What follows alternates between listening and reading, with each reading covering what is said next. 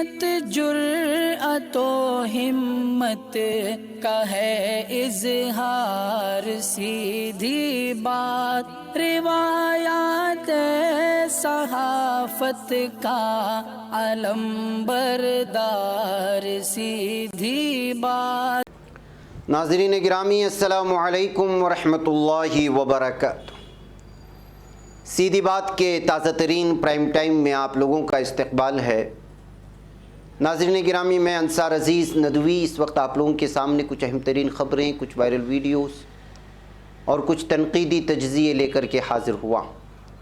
नाज़रीन गिरामी, क्या वाकई मौलाना तारिक जमील साहब ने दूसरी शादी की? आखिर अफवाहों का क्या है सच, वो बताऊंगा। तो इलाहाबाद से दहशतगर्दी के नाम पर गिरफ़्तार मुस्लिम नौजवानों की गिरफ़्तारी में पुलिस की कहानी कितनी मशकूक है और मुसलमान लफ्ज़ बोलने से भी डरते हैं। ओवैसी ने किस तरह अखिलेश और मायावती पर इस वक्त जो है तनकीद की है। वहीं पर नाबालिगों का मुँह काला करके गाँव में घुमाए जाने की वजह क्या थी और क्या हुआ आगे। नरेंद्र मोदी के वज़ीर-ए-आज़म बनने के बाद गुजरात की एजेंसियों को किस तरह 350% ज़्यादा फ़ंड मिला है, एक ख़बर आ रही है।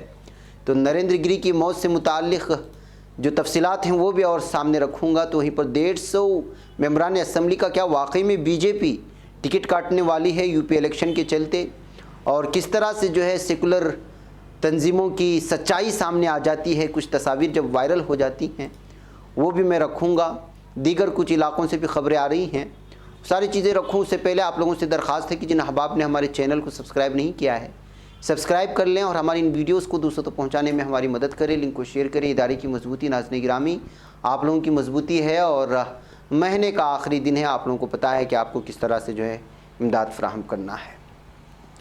नाज़रीन आइए सबसे पहले जो झूठ को फैलाया जाता है उस पर गुफ्तगू करते हैं। मशहूर शख्सियात के नाम पर इल्ज़ामात लगाकर या सनसनीखेज़ ख़बरें बना करके आजकल यूट्यूब में शाये करना आम सा हो गया है। उनको एहसास भी नहीं होता कि वो कितना झूठ बोल रहे हैं, सिर्फ व्यूवर्स बढ़ाने के लिए।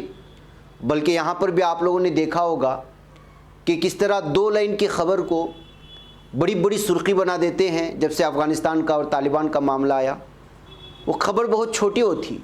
हम ऐसे तालिबान के सिलसिले में 20 से 25 ख़बरें एक प्राइम टाइम में सुना करके चले जाते हैं, लेकिन वही एक सुर्खी को लेकर के किस तरह से बहुत सारे चैनल झूठ फैलाने की कोशिश करते थे और एक लाइन को न जाने किस तरह से उधर से हेरा फेरी करके, सब व्यूवर्स के चक्कर में। वो सहाफ़त नहीं होती, वो झूठ होता है। बैकअप ऐसी ही खबर इस वक्त मौलाना तारिक जमील साहब से जुड़ करके आ रही है और किस कदर जो है संगीन इल्ज़ामात हैं ये आप इल्ज़ाम यहाँ पर लगा देख सकते हैं। इसको पढ़ने के बाद उर्दू में अगर आपको पढ़ाना आ रहा हो, और जो लोग उर्दू पढ़ना नहीं जानते उनको पढ़ कर के सुना दूँ कि मौलाना तारिक जमील की दूसरी बीवी मंजर आम पर आ गई। पहली बीवी से झगड़ा और दूसरी बीवी से मोहब्बत। अब देखिए इस सुर्खी की सनसनीखेज़ी देखिए। अब जब इस को पढ़ा जाएगा और मौलाना तारिक जमील साहब का शायद वो फ़ैन हो, उनका फॉलोवर हो या ना हो, तब भी इस पर क्लिक करके इसको ज़रूर देखेगा। अंदर जाएगी तो कुछ हकीकत नहीं मिलती। तो ये सब जो है व्यूवर्स लूटने के झूठे ये होते हैं। और ऐसे कई पाकिस्तानी और इंडियंस चैनल्स हैं जो इसी तरह की सनसनीखेज़ सुर्खी देते हैं। हमें भी बहुत सारे लोग हमेशा ये कहते हैं कि आप जो है अपने थंबनेल में सिर्फ जो है तस्वीर पेश करते हैं, आप जो है इसमें सुर्खियाँ नहीं देते। भाई हमें तो कई न्यूज़ एक प्राइम टाइम में सुना देते हैं, कितनी सुर्खियाँ दें। और अगर हमने कोई सुर्खी दी और वो न्यूज़ अंदर ना मिले तो ये झूठ कहलाया जाएगा। सहाफ़त में सच और सच्चाई, हक़ और हकीकत बहुत ज़रूरी है। ये एक अमानत है, हम लोगों तक पहुँचा रहे हैं। सच्चाई अगर हम नहीं फैलाते, मनगढ़ंत अफवाहें फैलाते हैं तो ये बहुत बड़ा जुर्म है। अल्लाह के नज़दीक भी ये गुनाह है और ये कुरान की आयत के ख़िलाफ़ है जिसमें कहा गया है कि अगर आपके पास कोई ख़बर पहुँचे और उसकी तहक़ीक़ किए बिना आपने अगर आगे बढ़ा दिया तो वहाँ आप झूठे कहलाए जाएंगे। आप वहाँ पर जो है धोखेबाज कहलाए जाएंगे, जालसाज कहलाए जाएंगे। अब ऐसी झूठी ख़बरें और झूठी सुर्खियों से उन व्यूवर्स को लेकर के क्यों अपनी छोटी मोटी हलाल कमाई भी हराम करवाएं। इसलिए ज़रूरी है। लेकिन आजकल जो है एक लगता है कि जो एक रेला चल निकला है झूठ फैलाने का। इसी के चलते मौलाना मारूफ आलिमीद्दीन मौलाना आरिफ जमील साहब से भी अपनी दूसरी शादी की ख़बरों को अब इस वक्त झूठा करार दिया और मौलाना ने बाकायदा लिखा कि जो है कुछ व्यूवर्स बढ़ाने के लिए दरअसल सोशल मीडिया पर मौलाना तारिक जमील साहब की शादी के हवाले से अफवाहें फैल रही हैं।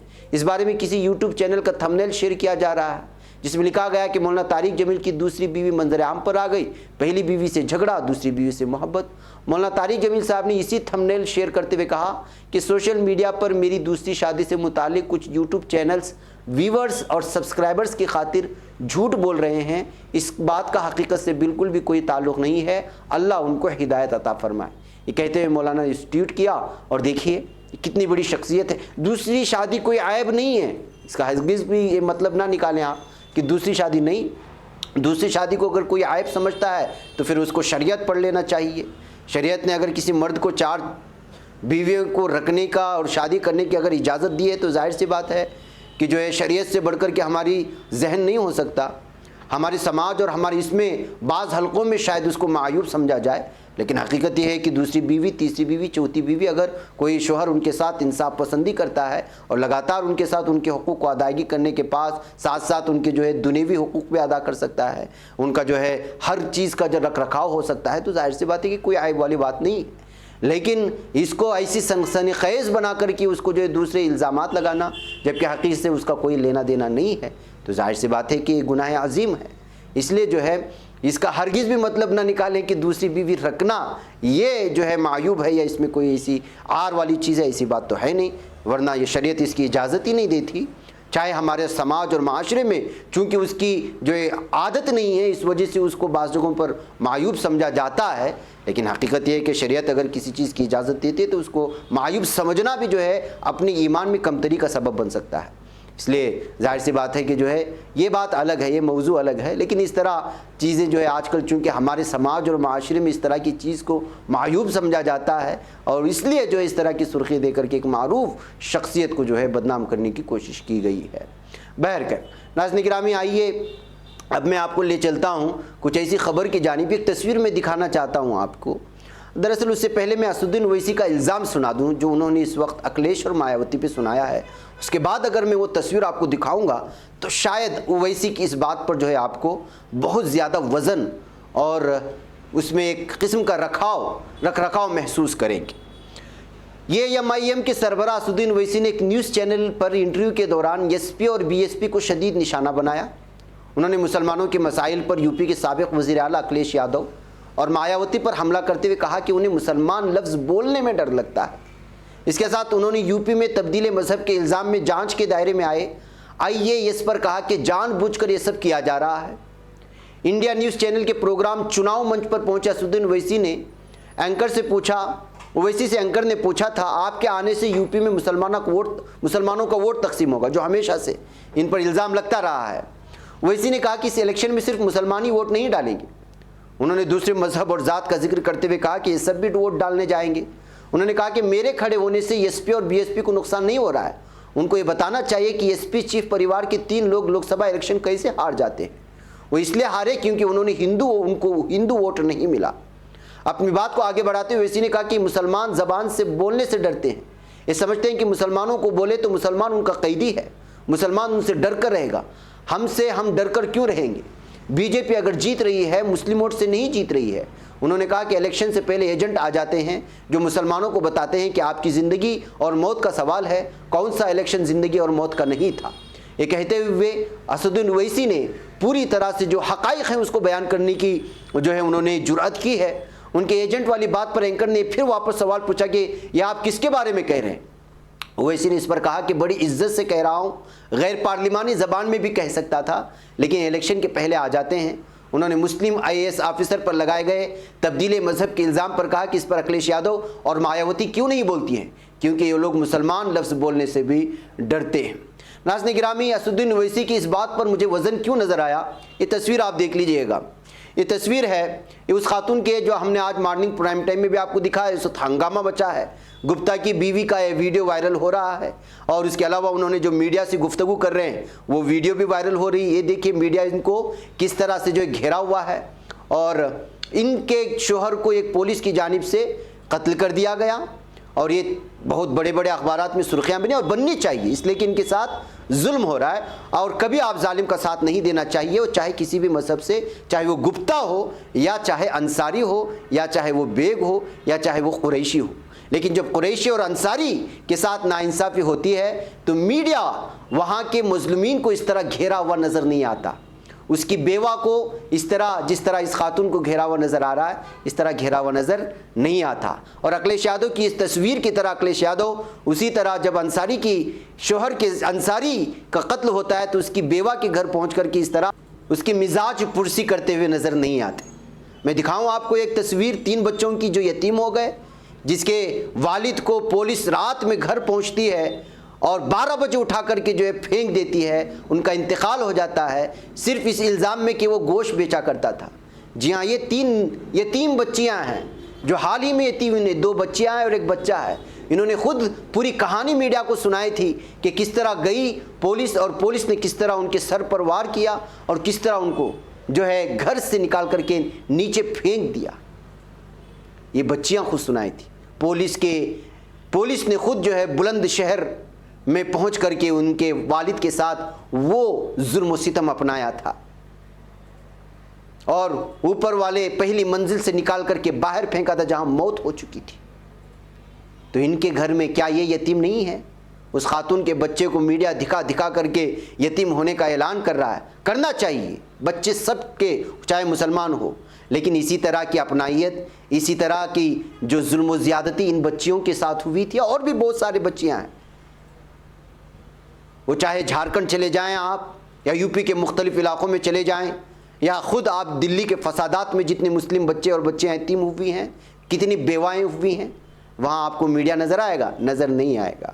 गुप्ता के घर में ज़रूर नज़र आएगा, नज़र आना चाहिए हमको। गुप्ता के बीवी से हमको भी हमने मॉर्निंग प्राइम टाइम में उनके साथ जो जुल्म हुआ उसको बताया भी था। लेकिन अब जब ये ख़बरें और अखिलेश की ये फ़ोटो और मीडिया की वो चीज़ें फैलने लगी, जिस अंदाज में डिबेट हो रहे हैं, तो कभी दलित के सिलसिले में दलित कभी जो है बेवा हो जाती है कोई खातून, दलित के बच्चे अगर यतीम हो जाते हैं तो वहाँ पर कोई भी नज़र नहीं आता। ये कहते हुए इस वक्त अखिलेश की ये तस्वीर भी शेयर करने की कोशिश हो रही है और जो है वो जो खातून को घेरे हुए है मीडिया की, उस वीडियो को भी शेयर करते हुए इस तरह के तबसरे सामने आने के बाद आखिर मुस्लिम फैमिलीज़ के साथ, दलित फैमिलीज़ के साथ जब नाइंसाफ़ी होती है तो मीडिया कहाँ मर जाता है और ये अपने आप को सेकुलर कहने वाले लीडरान आखिर कहाँ मर जाते हैं?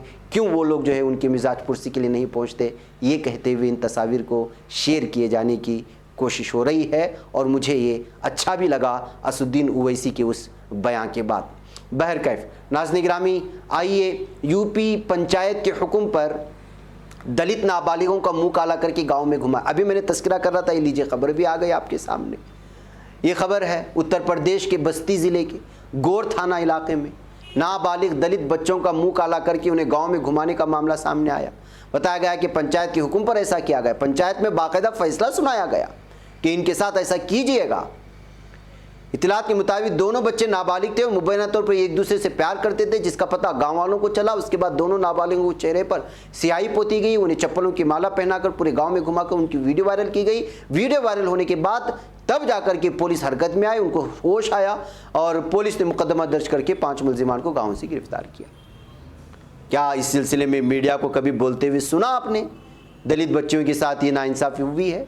बोलेंगे नहीं, इसलिए कि उनको यहाँ पर जुल्म के तौर पर नज़र नहीं आता, इसलिए कि यहाँ मजलूम किसी और मजहब और ज़ात और पात से वाबस्ता होता है। वहाँ चूँकि गुप्ता है और गुप्ता के साथ भी नाइंसाफ़ी हो रही है तो वो जुल्म ही, ऐसी बात नहीं है।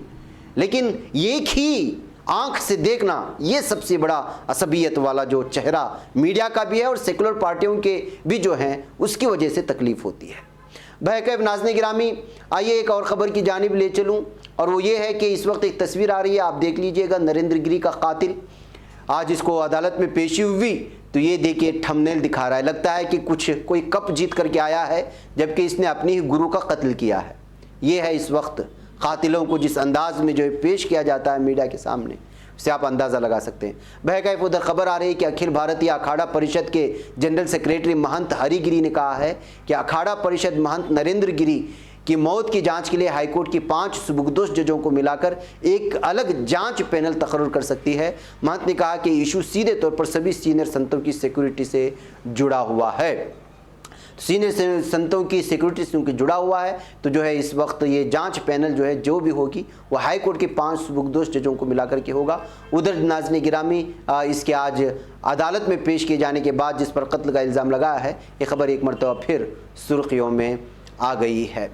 नाज़रीन गिरामी, खबर आ रही है कि वज़ीर आला योगी आदित्यनाथ की क़यादत में बीजेपी ने रियासत में एक बार फिर हुकूमत बनाने के लिए असम्बली इंतखाबात की टिकटों की तकसीम का फार्मूला तय कर लिया है। अगर टिकट की तकसीम पार्टी के फार्मूले के मुताबिक की गई तो असम्बली इंतखाबात 2022 में 150 से ज़ायद उम्मीदवार बदल दिए जाएंगे बीजेपी की जानिब से। इनमें 2017 के इंतखाबात जीते और हारे उम्मीदवार भी शामिल हैं, यानी जिन लोगों ने जीत दर्ज की है उनकी भी जो है टिकट कट सकती है और जो हारे हैं तो उनकी तो कटेगी। बैगैब ज़राए के मुताबिक 4.5 साल तक तंजीम और हुकूमत की सरगर्मियों में गैर फ़आल रहने वाले एमएलए की टिकट काटे जाएंगे। वहीं 4.5 साल में वक्तन फ़वक्तन मुतनाज़ बयानबाजी करके तंजीम और सरकार को कटहरे में खड़ा करने वाले एमएलए पर नज़ला गिरेगा और 70 साल की उम्र पार कर चुके मुख्तलिफ़ किस्म की संगीन बीमारी से 2-4 मेंबरान असम्बली की टिकट भी काटे जाने की खबरें आ रही हैं। तो अब जो है इस तरह बीजेपी का फार्मूला तैयार हो चुका है और इस फार्मूले को देखने के बाद सियासी तबसरा निगारों का कहना है कि जो है करीब से करीब 150 उम्मीदवारों को जो पिछले इंतखाबात लड़ चुके हैं उनकी टिकटें कट सकते हैं। नाज़रीन, आपको मालूम है कि 15 अक्टूबर को इलाहाबाद के अखबारात यहाँ से कुछ दहशतगर्दों के पकड़े जाने की खबरों से भरे हुए थे और आपने देखा भी हंगामा हुआ। पकड़े गए मुस्लिम लड़कों का ताल्लुक़ पाकिस्तान की ISI से बताया गया और ये भी बताया गया कि ये लोग रियासत के अहम मकामात पर धमाकों की मनसूबाबंदी कर रहे हैं, जो पहले ही पकड़ लिया गया। इन लड़कों के साथ ही रायबरेली और लखनऊ से भी 3 अफराद की गिरफ्तारी की इत्तलात थी जिनका आपस में साजिश का ताल्लुक़ बताया गया। ATS की जानिब से 15 सितंबर को जारी की प्रेस रिलीज़ में कहा गया था कि 6 अफराद को 3 जगहों से गिरफ्तार किया गया, जिनमें 2 नाम इलाहाबाद से हैं। ताहम बाद में इलाहाबाद से गिरफ्तारियों की तादाद 4 हो गई। दिल्ली से 2 भाइयों को भी उठाया जो इलाहाबाद में गिरफ्तार हमीद के ख़ानदान के रुकन हैं और आपस में बिजनेस पार्टनर भी हैं। 14 सितंबर को इनकी गिरफ्तारी के बाद उनके बारे में कई दिनों तक गुमराहकुन मालूमात अखबारात में आती रहीं, जिसमें कुछ लोगों को छोड़े जाने की बात भी शामिल थी। इन गुमराहकुन खबरों के आते रहने की वजह और इलाके के लोगों के ज़रिए गिरफ्तार लोगों को बेगुनाह बताए जाने की वजह से इलाहाबाद PUCL ने इसकी जांच का फैसला किया और टीम तश्कील दी है। इस टीम में हाईकोर्ट के एडवोकेट और PUCL के सीनियर पार्टनर के राय, एडवोकेट सीमा आज़ाद, एडवोकेट चार्ली प्रकाश, एडवोकेट सोनिया आज़ाद और PUCL इलाहाबाद के सेक्रेटरी मनीष सिन्हा शामिल थे। जावेद, मोहम्मद, उमर खालिद, कलीम और राहिल ने मकामी सतह पर ताउन किया। 21 सितंबर को तहकीकाती टीम ने गिरफ्तार जीशान और हमीद के अहले खाना से बात की, जबकि गिरफ्तार तारिक और शाहरुख के घर वालों ने दहशत में खुद को घर में बंद कर रखा है और किसी से बात नहीं कर रहे हैं। लेकिन पड़ोसियों से मालूम हुआ कि शाहरुख, जिसकी तफ्तीश के बाद छोड़ दिए जाने की खबर अखबारात में शाई हुई थी, वो झूठ है, उसे रिहा नहीं किया गया था। जांच टीम को 2 लोगों यानी जीशान और हमीद के घर के लोगों और मकामी लोगों से बात करके जो बातें मालूम हुई हैं। जीशान और तारिक को 14 सितंबर की सुबह गिरफ्तार किया गया। तारिक को जीशान से पहले गिरफ्तार किया गया। जीशान के वालिद ने बताया कि ATS के लोग सुबह 10 बजे आए और जीशान से पूछगछ के बाद वापस चले गए। पूछगछ एक मसले पर मरकूज थी कि परसों कहाँ थे। आधे घंटे बाद वो दोबारा ताहिर नामी लड़की के साथ आए, फिर जीशान को ये कहते हुए ले गए कि इसे कुछ मालूमात करनी है, फिर छोड़ देंगे। रात में 11:30 बजे के आसपास एक बार उन्होंने जीशान से फ़ोन से घर वालों की बात कराई। फिर सुबह 6 बजे उसे ATS ने फिर जीशान के घर वालों से बात कराई, जिसमें उसने दिल्ली ले जाने की बात कही गई। नंबर 2, जीशान के बारे में उसके वालिद ने बताया कि उसने MBA किया है, वो नौकरी के लिए मस्कत गया था। पहले जीशान के वालिद भी ही काम करते थे और जीशान का बचपन वहीं गुजरा। लॉकडाउन के बाद उसे अपने मुल्क वापस आ गया। कुछ दिन खाली बैठे रहने के बाद ताहिर ने उसकी मुलाकात हमीद से कराई, जो खजूर का कारोबार कर रहा था। सऊदी अरब से बड़ी मिकदार में खजूर आता है, फिर उसे मुल्क के कई हिस्सों में भेजा जाता है। इस बिज़नेस में हमीद के कहने पर जीशान ने भी पैसा लगाया, लेकिन वो पैसा उसे वापस नहीं मिल सका। पैसा वापस मांगने पर हमीद उसे कई दिनों से दौड़ा रहा था।